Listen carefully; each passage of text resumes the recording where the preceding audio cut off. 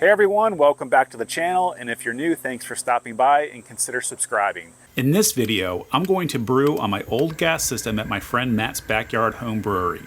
We're brewing an American IPA and an American Amber Ale on a simple all-grain setup. If you're in the market for a stainless steel mash tun, you'll want to stick around to see how my Chapman Thermobarrel Mash Tun compares to my friend Matt's Ss BrewTech Mash Tun. I'll compare the quality, features, and how well each tun maintained temperatures during our 60-minute mash. I had a busy weekend planned, so I prepped my American IPA ingredients and RO water the night before. This IPA is based on a recipe found on a fellow BrewTuber's channel, The Beer Junkies. I'll post a link in the full recipe in the description. I don't have Matt's recipe, so I'll just focus on my ingredients for this video. My grain bill includes 10 pounds of pale malt, 1 pound of Munich, 1 pound of Vienna, and 8 ounces of Crystal 40. For the hops, I'll add 1 ounce of Simcoe for bittering at the start of the boil, 1 ounce of Cascade at the 15-minute mark, and then 1 ounce of Cascade during Whirlpool. For the yeast, I'll use London Ale 3. 5:30 came quick, and I grabbed my brewing equipment that includes a 10-gallon Polarware boil kettle, a 10-gallon Chapman mash tun, and a copper immersion chiller. I'm always curious how other homebrewers build their breweries. Matt has a double high-pressure camping burner, 1 Blickman 10-gallon kettle, and an Ss BrewTech 10-gallon mash tun.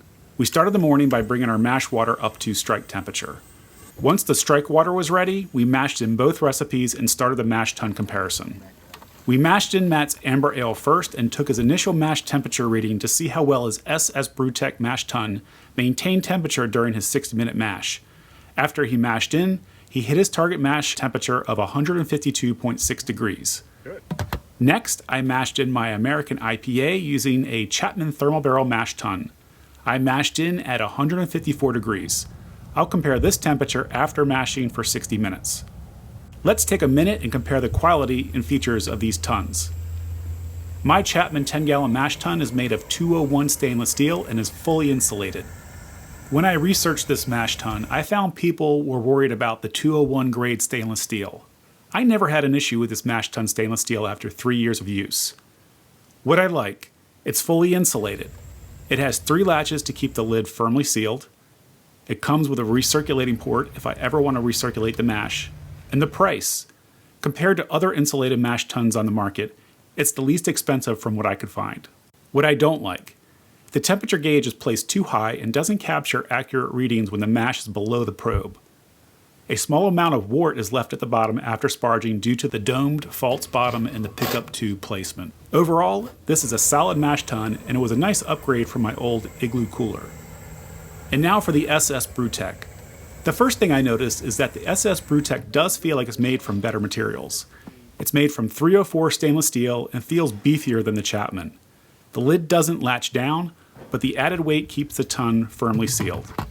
What I like, it's also fully insulated. The temperature sensor is placed lower than the Chapman, so the probe is under the mash water for most 10-gallon brews. It has gallon markers making measurements a little easier, and the drain port is at the bottom so you can drain all of the wort. I really like this design feature. What it's missing, Matt's mash tun is a few years old and does not have a recirculating port like the Chapman. It looks like Ss BrewTech added a recirculating port on their newer mash tuns, and also other cool features like an improved flow valve and a sanitary tri-clamp fitting. Now back to see how these mash tuns held temperature during our 60-minute mash. The Ss BrewTech mash tun dropped to 151.8 degrees. That's only a 0.8 of a degree temperature loss during a 60-minute mash. The Chapman held steady at 154 degrees without any loss in temperature, which is pretty impressive.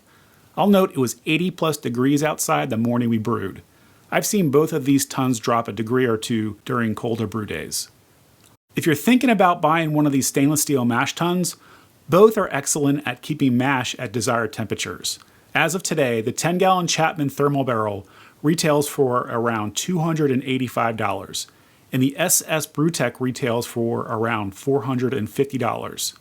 You'll have to decide whether or not the Ss BrewTech is worth $165 more for the additional features like the digital thermometer placement, gallon markers, 304 stainless steel, and the center drain port. I've been very happy with my Chapman, and it's been a great upgrade coming from an old Igloo cooler. In my opinion, the Ss BrewTech wins by a slight margin with features like the center drain port, thermometer placement, and the build quality. You can tell the Ss BrewTech is a well-engineered piece of equipment. Each feature of this tun was designed for a purpose. If you look at the false bottom, it fits perfectly in the mash tun. As for the Chapman, the false bottom feels a bit DIY and seems like it was pulled off the shelf and put together. I feel the pickup tube could be designed a little better to transfer the wort. That being said, both false bottoms get the job done. If this was my primary system, I'd probably spring for the Ss BrewTech for the careful thought put into how this mash tun was designed. Since I use the Chapman once in a while, I'm completely happy with my purchase, especially since it holds the temperature as good or slightly better than the Ss BrewTech based on my testing. Back to the brew day.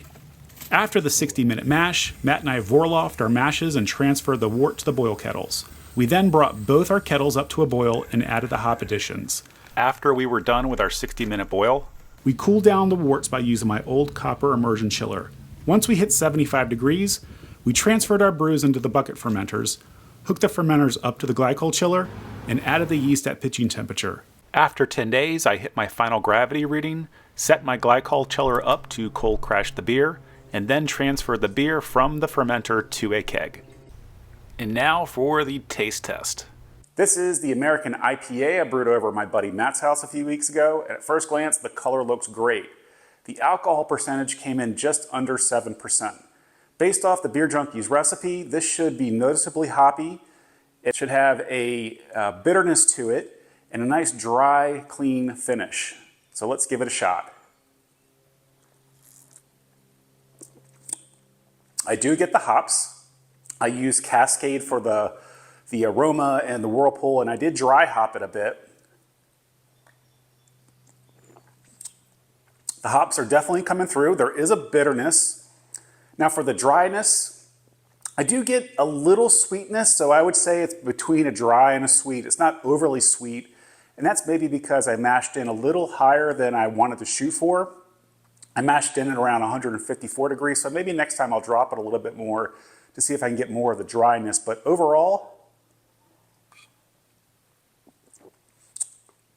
I'm really happy with how this turned out. Cheers. That wraps up this video. Drop a comment and let me know what you think. Like, subscribe, and share if this video was helpful. See you next time.